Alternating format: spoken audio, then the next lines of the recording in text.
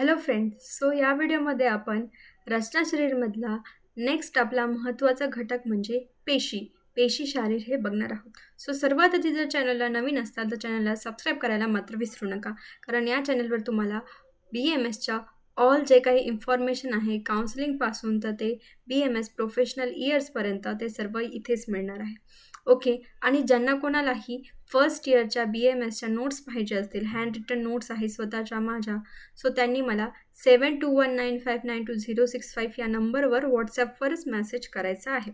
तुम्हाला नोट्स या PDF मध्ये मिळून जातील. ओके, सो बघा आता पेशी शारीर हे जर आपण मॉडर्नशी कोरिलेट केलं तर याचा अर्थ आपण मसल्स असा घेऊ शकतो.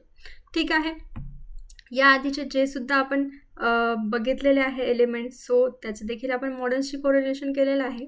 याचं देखील मसलसोबत रिलेशन हे होतं. ठीक आहे, सो बघा आता व्याख्या काय आहे याची. सो आता व्याख्या इम्पॉर्टंट आहे. ठीक आहे, सो वायू अनुप्रविश्य पिशित पेशीं विभर्जते. ओके, तथा सो सुश्रुतांनी काय सांगितलंय बघा, तर जे काही ज्यामध्ये पित्तयुक्त वायू मांसात प्रवेशित होऊन पेशी विभक्त होतात. राईट, सो बघा म्हणजे हे जे आहे तर हे जे काही पेशी आहे ती कशी निर्माण झाली आहे ते सांगितलेलं आहे सुश्रुतांनी. ठीक आहे, देन सेकंड आपण बघू शकतो हा जो श्लोक आहे त्याच्यामध्ये काय आहे, मांस अवयव संघात परस्पर विभक्त पेशी इथे उच्चते. म्हणजे काय तर वायू जे आहे ते मांस संघातास वेगवेगळ्या दीर्घ पेशींमध्ये विभक्त करतो. बघा आता तुम्ही 11th मसल्स बघितलेलं आहे. ठीक आहे, कॉन्ट्रॅक्शन ऑफ मसल, राईट. त्याच्यामध्ये ॲक्टिन, मायोसिन, परत मसल्स फायबर्स, राईट. सो तुम्ही बघितलेलं होतं. आपल्याला याआधी वाटत होतं की मसल हे एक टोटल होल एक मास म्हणजे एक फॉर्म ऑफ मास आहे, राईट.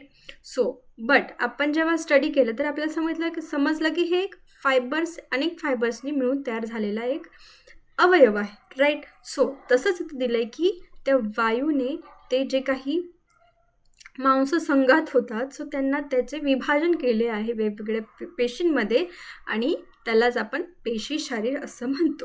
ठीक आहे, सो मेन काय आहे याच्यामध्ये, वायू. Important for MCQ, right.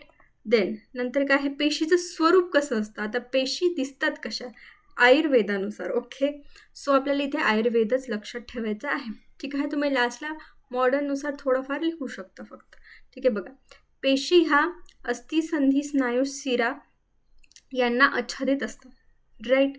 बघा अस्थि बघितले आपण, जे काही बोन्स आहेत, जॉईंट्स बघितले, स्नायू बघितले, ठीक आहे, शिरा बघितले. ठीक आहे, सो जे काही ते आहेत घटक, राईट. बघा बोन्स आपल्याला कधीही डायरेक्ट दिसतात का नाही, त्यांच्यावरती मसल्स असतात. सेम संधीच्या पण वरती मसल्स असतात, स्नायूच्या पण आणि शिराच्या पण. म्हणजे काय तर हे पेशी जे आहे हे काही मसल्स आहेत ते आच्छादित करतात त्यांना, राईट. बरोबर आहे हे. आणि पेशींचे स्वरूप त्यांच्या कार्यवस्थानानुसार आपण बघितलं होतं. मॉडर्नमध्ये 3 टाईप्स आहेत, 2 टाईप्स आहेत, स्ट्रायटेड, नॉन स्ट्रायटेड. परत लोकेशननुसार, ठीक आहे, व्हॉलंटरी, इनव्हॉलंटरी, हे सर्व टाईप्स बरोबर आहे त्यांच्या त्यांच्या कार्यानुसार असणार आहेत, राईट. देन पेशीचे प्रकार, तर हे सुद्धा इम्पॉर्टंट आहे. बघा तांसा बल पेलव स्थूलानु पृथुवृत्त ह्रस्व दीर्घ स्थिर मृदुश्लक्ष्ण कर्कश भावाः संध्यास्थिरा स्नायू प्रच्छादकाः यथा प्रदेशं स्वभावतः एवं भवन्ति. बघा सुश्रुत शारीरस्थान, राईट. म्हणजे काय तर पेशी हे कसे आहेत, पेशीचे प्रकार कसे आहे, बहल लार्ज पेशी, ठीक आहे, पेलव म्हणजे स्मॉल, स्थूल म्हणजे थिक, अणु म्हणजे थिन, पृथू म्हणजे फ्लॅट असतात, वृत्त म्हणजे स्पिंचर लाईक, आपण बघितलेलं आहे स्पिंचर लाईक कुठे असेल, गुदभागामध्ये, राईट. त्यानंतर ऱ्हस्व शॉर्ट असतात, दीर्घ लॉंग असतात, राईट. त्यानंतर स्थिर फर्म असतात, काही मृदू असतात, सॉफ्ट असतात मसल्स, काही श्लक्ष्ण असतात, स्मूथ, आणि काही कर्कश म्हणजे रफ असतात. अशा प्रकारचे पेशी हे आपल्याला आयुर्वेदाने सांगितले आहे.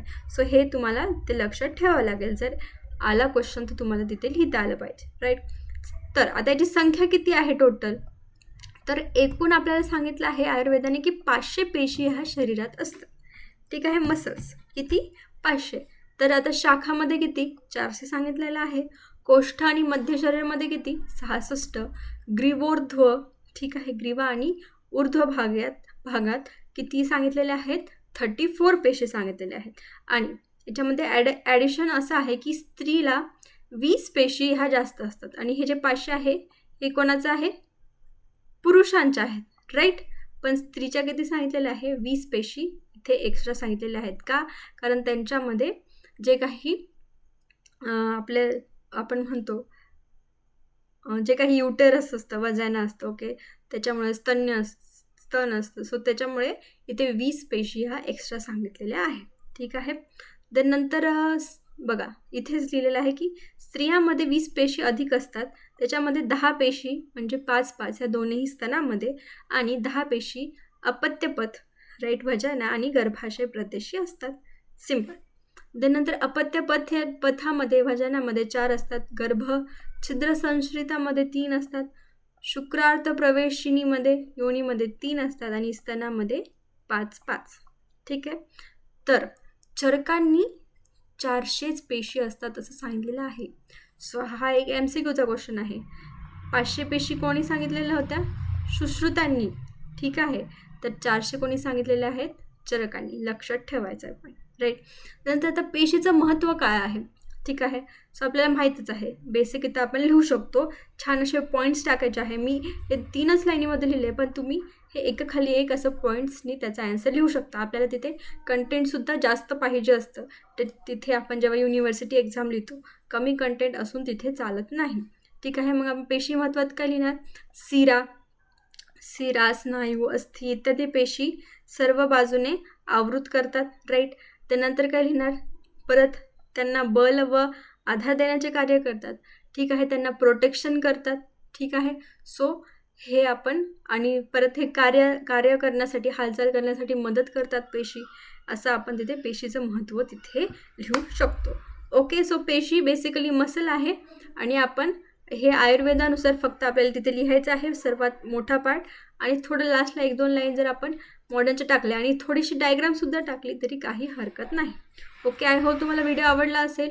अशाच अपडेटसाठी चॅनलच्या बेल आयकॉनला प्रेस करा आणि ज्यांना कोणाला आपले नोट्स पाहिजे असतील ठीक आहे सो त्यांनी मला व्हॉट्सॲपवर मेसेज करा ओके. थँक्यू.